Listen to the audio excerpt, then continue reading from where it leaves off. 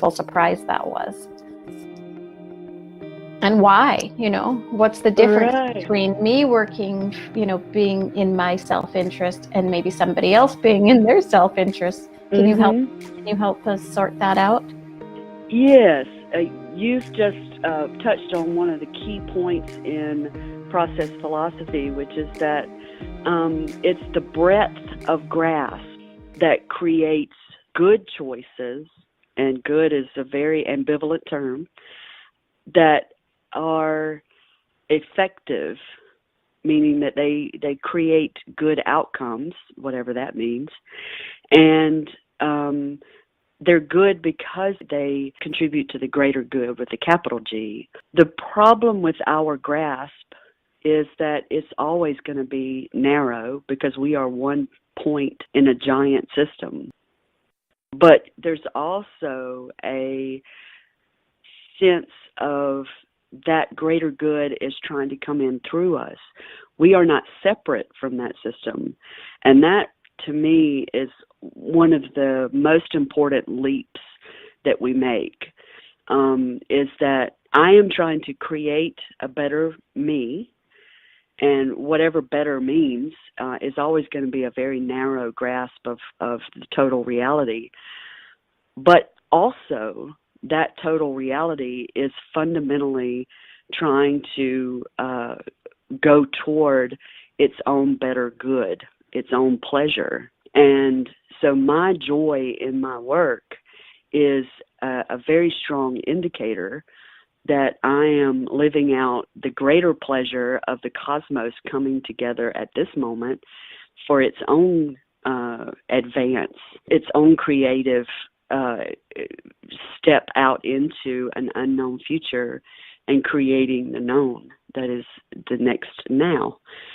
And so I don't have to grasp it rationally, even though it's good to be a rational person. We don't want to be chaotic or destructive of others. But we can begin to also trust the intuitions that come up that are the felt sense of pleasure in creative advance. And when something just doesn't feel right, stop. And begin to ask questions, not in a way that is trying to oversimplify and come up with the right answer, but in a way that dilates and opens us up to receiving that pleasure that's trying to always coalesce in each moment. Martin Luther King said that in the day and age that he was living in, he would rather not be well-adjusted. He wanted to be creatively maladjusted. And that is probably the core element of nonviolent direct action, is it's the profound no, that's not right, that doesn't feel right. It might feel right to a person who is sitting at the top and benefiting from it, but that's a very narrow, self-serving way of following one's own joy. When you look out and see that that joy is causing pain to other entities, and those entities could be people, they could be events, they can be outcomes. Those are all elements of the same thing. But I can disrupt the system if I follow my joy in a way that creates more joy in the universe. Then I'm probably going to become a little subversive of the ways that our 5,000-year human history has constricted and constrained and enslaved and extracted, dominated. So we're going against that, and that doesn't feel good. It feels terrifying and grievous. A lot of grief flows through us when we begin to let go of ways that we've contributed to that system. But when we follow through, we get through those breakdowns and to the breakthrough, and there is no other course. You have to go through to get to. But getting through can be a chaotic, psychotic breakdown type of process.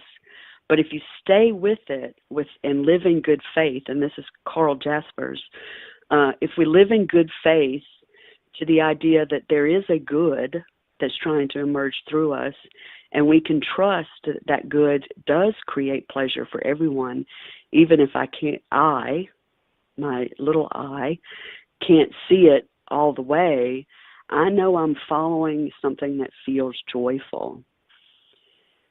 Mm-hmm. Unfortunately, it might make me quit my job. It might make me quit some relationships. It might make me change my place, my environment. So it's going to create disruption. And so as we strengthen ourselves, we become better and better crucibles for burning away the tangles and getting to the brilliance, the diamonds underneath. And using those diamonds to create new cuts in reality. And whenever we make a decision in this moment, we're cutting away everything else and choosing this. And it's scary. You know that those are going to have consequences, those decisions. Decisive, the root word of decision is cut. And you said that you went through a process of discernment, but I'm also going to pull up the fact that was not measured in months, right? We're talking about years here. Yeah. So you were, and we're still in it, you and I, and lots of other people. So